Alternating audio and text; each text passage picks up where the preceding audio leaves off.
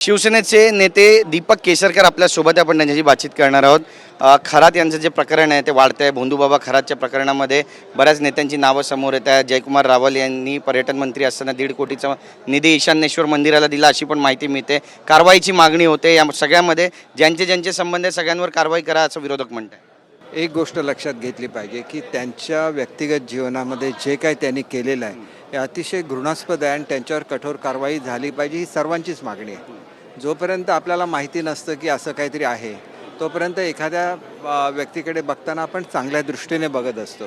त्याच्यामुळे याचा राजकीय फायदा घेण्याचा प्रयत्न होता कामा नये. त्या महिलांना न्याय मिळाला पाहिजे आणि कठोरात कठोर कारवाई झाली पाहिजे. विजय वडेट्टीवार यांनी म्हटलं आहे की त्याचा कधीही एन्काउंटर होऊ शकतो खरात बाबाचा. नाही, याचं मला याच्यामध्ये काही तथ्य वाटत नाही. महाराष्ट्र आहे, महाराष्ट्रामध्ये सगळं कायद्यानेच चालतं आणि त्याच्यामुळे मला असं वाटतं की न्यायालयाकडे ही बाब आहे आणि न्यायालय त्याला योग्य ती शिक्षा देईल याची मला खात्री आहे. कालसुद्धा त्याच्या गाडीवरती हल्ल्याचा प्रयत्न झाला आणि सरकारी वकिलांनी सांगितलं की नेत्यांनीच त्याचं ब्रँडिंग केलं.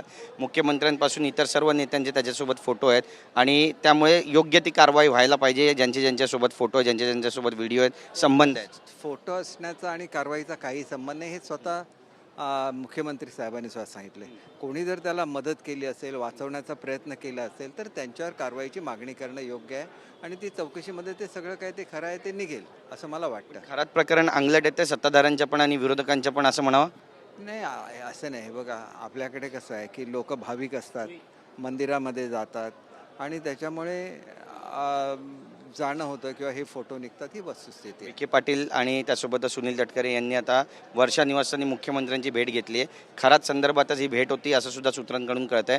एकंदरीतच कसं पाहता या सगळ्या संदर्भाकडे? नाही, बघा, त्यांनी कशासाठी भेट घेतली हे मी सांगू शकत नाही. मला एवढंच सांगायचं आहे की घडलेला प्रकार अतिशय घृणास्पद आहे आणि त्याला कठोरात कठोर कारवाई झाली पाहिजे. हा अंकशास्त्रामध्ये तज्ज्ञ असल्याचा दावा करायचा पण गणितातच नापास झाला होता अशी माहिती सुद्धा शाळेकडून मिळते. त्याच्यात मला कसं कळणार?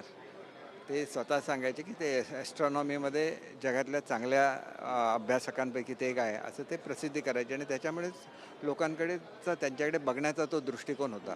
पण तो हे सगळं बघितल्यानंतर ते सगळं प्रकरणामध्ये ते खोटं बोलत होते असंच एकंदर जाणवतं आणि त्याच्यामुळे ह्याच्याकडे बघताना राजकीयदृष्ट्या बघता कामा नये असं मला वाटतं. धन्यवाद आमची बातचीत केल्याबद्दल. कॅमेरा पर्सन गणेश राटेसह गिरीश गायकवाड, TV9 मराठी, मुंबई.